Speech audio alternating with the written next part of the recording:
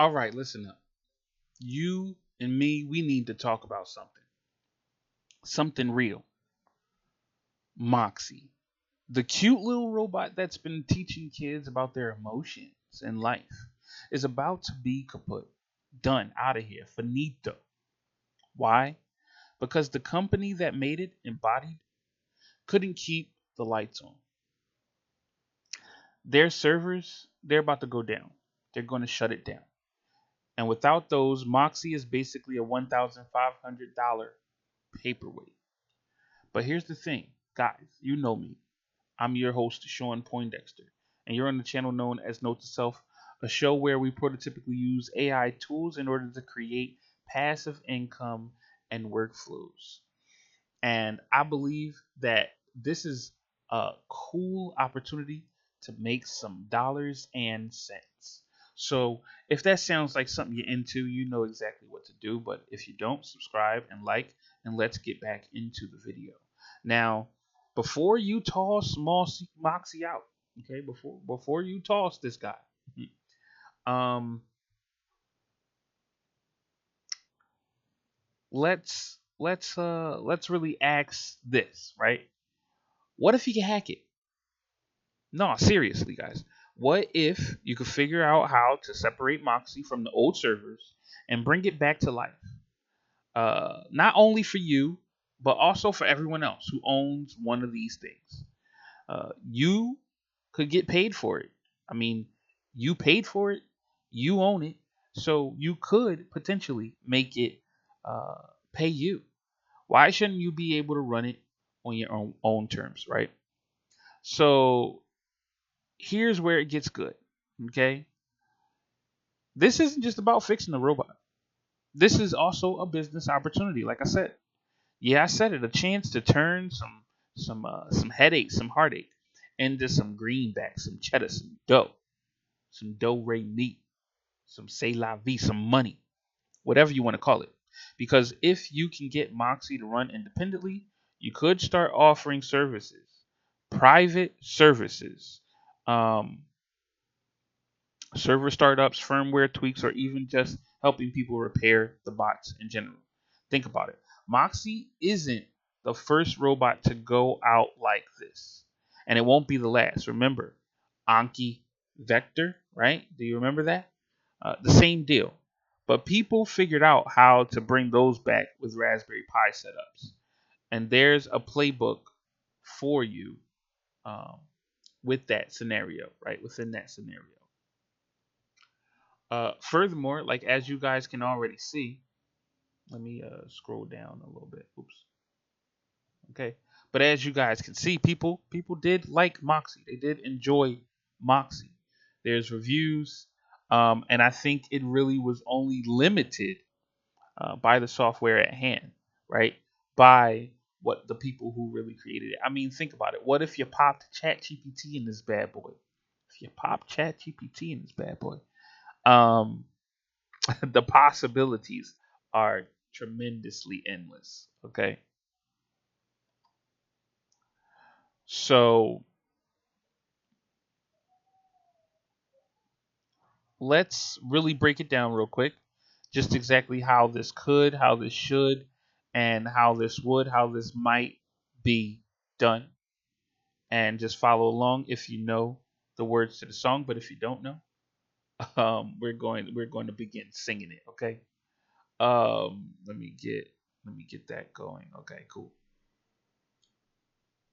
Woo wee woo. Okay, hold on. There we go. All right. So how do we make this happen? First, we need to figure out what parts of Moxie's brain still work without the cloud. Some robots like Vector have or had core functionalities that can be reactivated with local software, and others, well, they might not need complete overhaul, but that's where the magic begins and the money comes in, right? So we need to research open source software and tools that could mimic Moxie's cloud functions. The cool thing about Moxie's cloud functions, and more specifically the software that was used to make Moxie work, this can be found on the website, located in the open source and legal notices section of the website. In fact, let me take you guys there real quickly. The way you can get to it, because I don't remember this by heart, but if you type in Moxy Robot, okay, I'm going to type that in, and as you guys can see, I'm using Bing actually. We're going to delete the API part and just type in Moxy Robot. I don't think, I'm not sure if this is the website, but we'll see. Yeah, here we go. So it's this website. We gotta look at the way it looks though, because I think is loading up the um, video gallery and things of that nature. But let's wait for it to fully load. All right, here's the Moxie website, right? And so then we can look, we look, we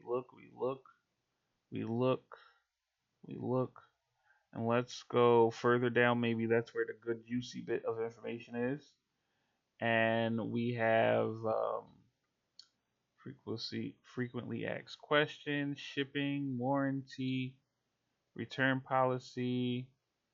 Where is it? I think they're hiding it relatively well. So maybe we can go up and find a search bar. Oh wait, maybe we can hit support. Can how can we help you?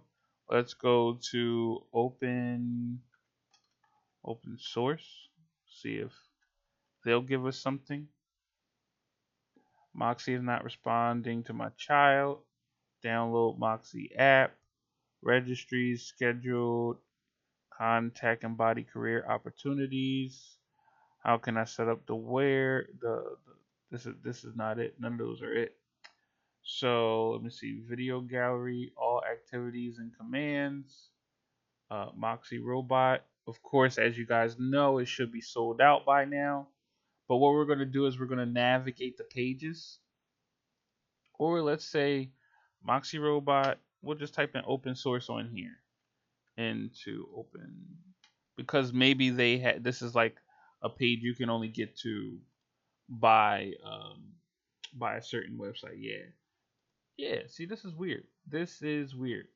They have this page hidden. They definitely have this page hidden because you're not naturally going to find it anywhere on the site. Look at this, $7.99. Crazy. Moxie rental. Let me see rental. What was the rental price? The rental price was $100. So that's better, but I guess that's only better in comparison to. Oh, it's only better in comparison to 7.99. It is what it is though. As you can see, a heavy majority of the software used by Embodied was actually open source software. I mean, even in my ramblings, even in my research of things, I've seen some of this software. They had OpenCV, I think, was on there. OpenCV is an um, open source repository, GitHub repository, which can be used in order to give, um, yeah, here we go, OpenCV, a software, many functions aimed at real time computer vision to give it vision so it can see. Again, that's open software, right? You go to here and boom, this is what's working. So since a lot of it is open source, right? Since a lot of it you could get access to, there's no question that you can actually use something like Python, something like a Raspberry Pi, um, something like something like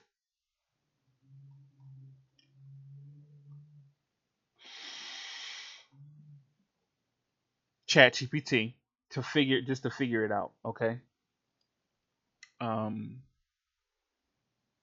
but it's just so many ways to come up with it.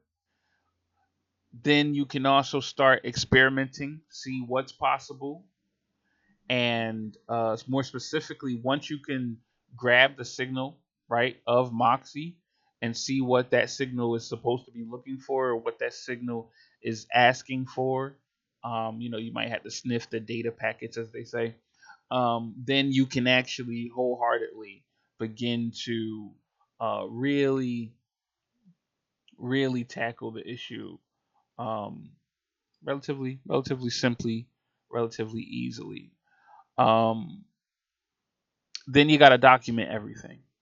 Okay, while you're researching the open source information and while you're experimenting, document everything. Anything that is gold, document it, because what you're attempting to eventually do is streamline this process for your future clients and for yourself so you can handle this. Head to the homes, doctor these bad boys up. Now, I'm not saying you're going to make $1 million out of it because you may be giving these guys a home server, right? So, since they have a home server dedicated to Moxie, um, you may not have a way by which they can pay you continuously. If you can make a server that requires a subscription, uh, simply put, make a $20 or $50 subscription service of some sort for that server, and just host that server forever. The server is native to their home, so maybe all you're giving them is like a specific router or something that is directly connected and streaming to Moxie, so that the signal is not bogged down or something like that. I'm not a super techie, okay? I'm just coming up with some ideas. You can figure it out if you want to make this bread. Like I said, set up a home server. This could be a simple Raspberry Pi, or it could be a dedicated PC. And last but not least, scale up. Offer your services to other Moxie owners, and boom, you're in business. Look up how many Moxie owners. Matter of fact, we can look that up right now for you. So I like to make life easy for you guys. So I'm going to say something like, how many people own a Moxie? Oh, what? What? Stop. What? 8 No. billion. No. According, No. How many people own a Moxie robot? according to bizjournals.com, in fact, there are more than 100 Moxy robots now, most of which are working in hospitals across 24 healthcare systems. Whoa. So I don't know if you know, but man, you can charge up a hospital. You can charge up a hospital. Okay. Um. Wow. So the company behind Moxie has recently shut down, and all Moxie robots are uh all Moxie robots. Where is it? Is that it? That was fast. So the number of hardware projects could debut, but many have gone viral. Company. Um, give me a moment. Give me a moment. Why it matters. Big picture. Driving news. Company said the finance restraints means it can offer no refunds for $799 uh, item. They blame the company's demise on a failure to close a vital funding round. However, at the last minute, they withdrew, leaving them with, dang, no viable options. Catch up, man. Some man that's messed up. Why would you give us such a short article though? This is disgusting. What? This is horrible. Worst article ever. And Google took from this article lies, lies. Oh, it took from two articles. Oh, okay, wow. I see, I see. It took from four articles to make that sentence. Okay, I see what's going on there. I'm learning, but nonetheless, let's get back on task. Um, to everyone that owns a Moxie right now, okay, you're not powerless here. You don't have to accept that your robot is just gone. You just bought it. You should be able to host your own server and control your own tech. It's time for us to get into taking our power back. Um, and when I say power back, man, there was a time when there was nothing you couldn't fix. A record player, a VCR. I've seen my uncles fix VCRs. Okay, um, refrigerators, washing machines, cars. Cars used to be so much easier to fix. Um, there's no exception. Your phone should be easy to fix. Your robot definitely should be easy to fix. Here's the deal: if this sparks something in you, go for it. Whether you want to save Moxie or whether you want to start a little side hustle fixing deconstructed or decommissioned robots, the opportunity is there. I mean, when you look at things like Cyberpunk or when you look at Real Steel, you see an individual building a robot from robot parts and stuff from junkyards, right? They rob or steal from junkyards or buy from junkyards in order to make whatever they're making, whatever they have currently available, um, viable, right? And this means that this is an option again for both the individual who has a Moxie robot, but also the individual that doesn't have a Moxie robot.